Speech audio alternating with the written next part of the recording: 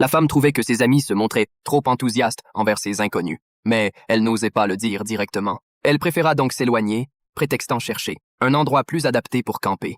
Ayant remarqué cela, Wendy la suivit, car elle pensait aussi qu'il valait mieux ne pas se rapprocher trop vite de ces hommes. Après tout, c'était leur première rencontre, et elle ne savait rien d'eux. De plus, elles étaient en pleine nature. Il valait mieux rester prudente. Wendy discuta donc avec Mary et elles décidèrent de convaincre leurs amis de les suivre et de partir. Mary et les autres reprirent ainsi leur chemin vers une nouvelle destination.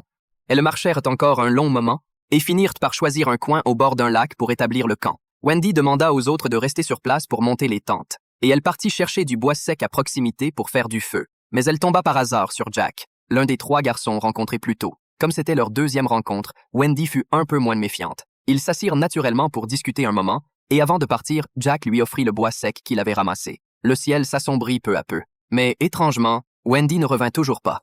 Ce qui inquiéta aussitôt ses amis. Elles se demandèrent si Wendy n'avait pas eu un problème. Par précaution, les 4 décidèrent de partir à sa recherche dans les environs. Mais c'est alors qu'un faisceau de lumière apparut non loin de là. Les jeunes femmes s'approchèrent prudemment à travers la forêt, et en suivant la lumière, elles arrivèrent au bord d'un lac. Mais tout ce qu'elles trouvèrent fut une lampe torche abandonnée sur le sol. Ce devait être celle dont la lumière avait brillé tout à l'heure.